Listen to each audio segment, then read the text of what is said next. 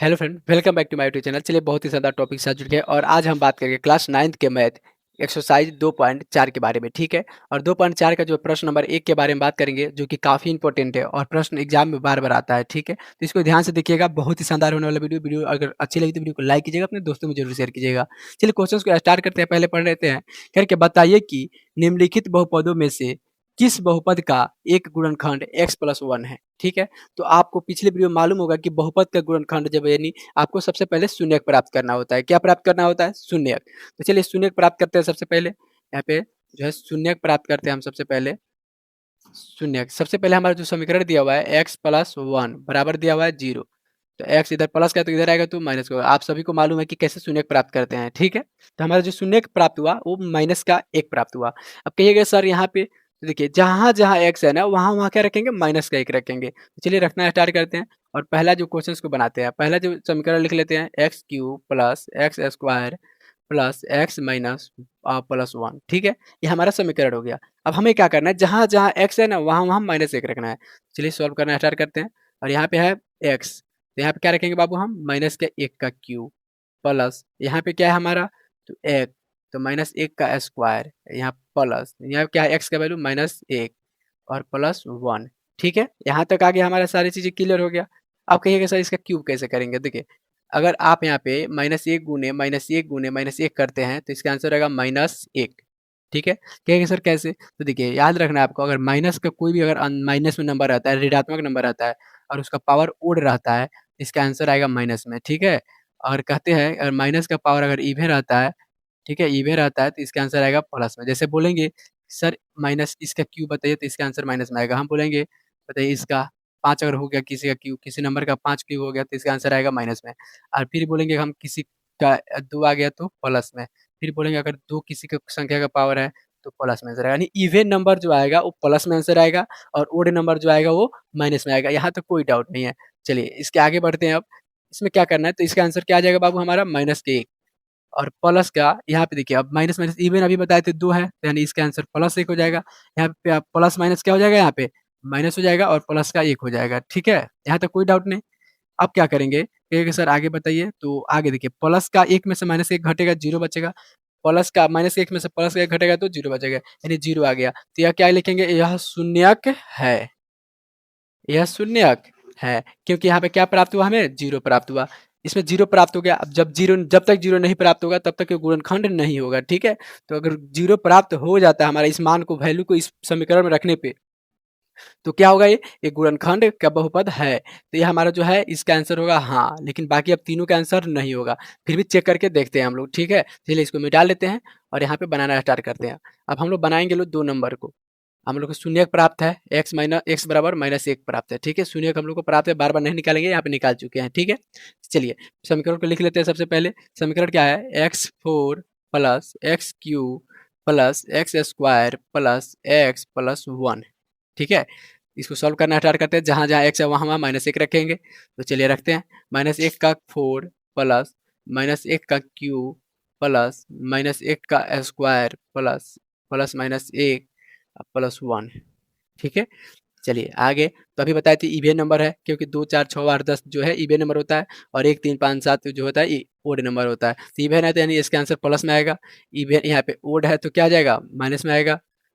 यहाँ पे क्या हो जाएगा? वो इवन है तो प्लस में आएगा। अब प्लस माइनस क्या हो जाएगा? यहाँ पे माइनस और +1। ठीक है, अब क्या करेंगे? यहाँ पे एक प्लस माइनस माइनस +1 -1 +1। अब क्या करेंगे? माइनस प्लस काट देगा, फिर ए माइनस प्लस काट देगा, बचेगा 1। क्या बचेगा हमारा?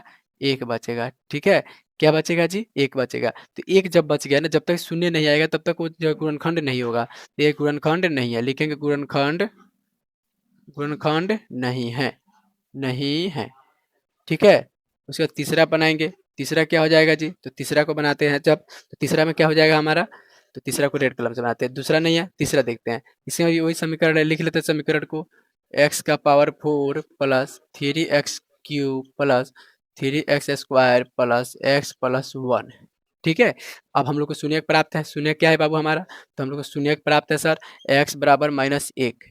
ठीक है, यह शून्यक हम लोग को प्राप्त है और यहाँ पे बनाना जब स्टार्ट करेंगे तो क्या करेंगे, इसको जहाँ जहाँ x है वहाँ वहाँ -1 रखेंगे। तो -1 का 4 प्लस 3 गुने -1 का क्यूब प्लस 3 गुने -1 का स्क्वायर प्लस -1 प्लस 1। ठीक है, यहाँ पे कोई डाउट नहीं, बिल्कुल आपको समझ में आ रहा होगा यहाँ तक। अब देखिए क्या करना है, इवन है 4 तो 1 हो जाएगा, प्लस क्योंकि इवन नंबर है तो 1 हो जाएगा प्लस का, यहाँ पे माइनस का 3 है और यहाँ पे माइनस का 1 आएगा। तो माइनस के 3 में अगर हम माइनस को 1 से गुना करते हैं तो यहाँ पे हो जाएगा प्लस, यहाँ पे देखिए ये प्लस हो जाएगा तो 3 हो जाएगा, प्लस माइनस क्या हो जाएगा यहाँ पे, प्लस माइनस माइनस।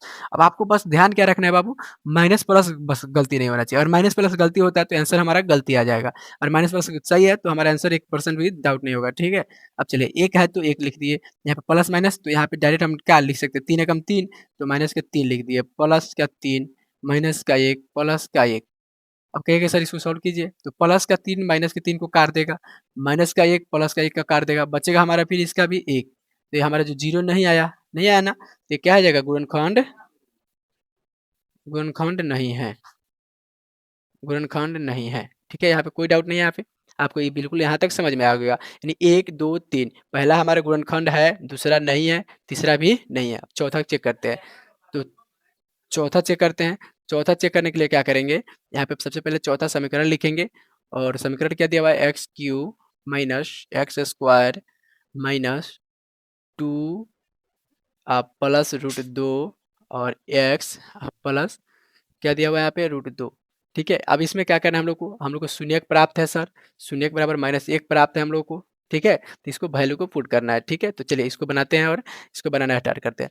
सबसे पहले क्या है कि जहाँ जहाँ -1 है वहाँ वहाँ -1 रखेंगे, तो -1 का क्यूब प्लस यहाँ पे हो जाएगा -1 का स्क्वायर प्लस सॉरी माइनस, यहाँ पे देखिए माइनस से ध्यान रखिएगा, ये भी गलती हो जाएगा तो फिर आंसर गलती आ जाएगा। ठीक है, यहाँ पे 2 प्लस यहाँ पे √2 गुणे डायरेक्ट लिख देते हैं माइनस का 1 प्लस के √2। ठीक है, कहिए कि सर आगे बताइए। तो माइनस का क्यों, आपको मालूम है कि इवन नंबर यहाँ पे ओड नंबर है तो इसका आंसर 1 आएगा, प्लस यहाँ पे इवन है तो माइनस यहाँ पे प्लस आ जाएगा। अब प्लस आ जाएगा तो प्लस माइनस माइनस होता है, यहाँ पे भी 1 हो गया प्लस, अब यहाँ पे माइनस है। अब क्या करेंगे, इसको जब गुना करेंगे ना तब माइनस प्लस माइनस, तो यहाँ पे -2 अब प्लस √2। ठीक है, फिर यहाँ पे प्लस का √2। अब क्या करेंगे सर, तो यहाँ पे आया माइनस माइनस तो माइनस, फिर -1 और फिर माइनस माइनस +2, आप माइनस प्लस माइनस √2 अब +2, तो माइनस रूट से माइनस रूट कट जाएगा, ये अब क्या हुआ माइनस माइनस यहाँ पे माइनस माइनस प्लस हो जाएगा, -2 +2। तो यहाँ पे देखिए एक चीज़ यहाँ पे मिस्टेक हो गया, यहाँ पे प्लस का 2 रहेगा अब प्लस का √2 रहेगा। ठीक है, तो जो हमारा बचा यहाँ पे माइनस माइनस प्लस हो जाएगा, अब -2 अब प्लस 2 2 4। ठीक है, तो इसे ये काट देगा, इसका आंसर कितना आया, √4 आया, जो कि क्या है जी, इसका शून्यक नहीं है, यानी गुणनखंड नहीं है। यहाँ पे कोई डाउट नहीं, 1% का डाउट नहीं होगा। आप हम जो 1 नंबर क्वेश्चंस को हम लोग आराम से सॉल्व कर चुके हैं। ठीक है, अभी तक स्क्रीनशॉट नहीं किए तो कर लीजिए और इसको घर पे जाके एक बार जरूर प्रैक्टिस कीजिए। ठीक है, तो वीडियो बहुत ही शानदार था, और वीडियो अच्छी लगी तो वीडियो को लाइक कीजिएगा, अपने दोस्तों में शेयर कीजिएगा, और हम अगले वीडियो में बात करेंगे 2.4 का क्वेश्चन नंबर 2 के बारे में। क्वेश्चन नंबर 2 के बारे में बात करेंगे जो कि काफ़ी महत्वपूर्ण होने वाला है, तो इसको एक बार हमारे चैनल को सब्सक्राइब करके रखिएगा ताकि वीडियो जब आए तो आपके पास नोटिफिकेशन पहुँचे। ठीक है, चलिए मिलते हैं अगले वीडियो में, तब तक के लिए सीखते रहिए और देखते रहिए।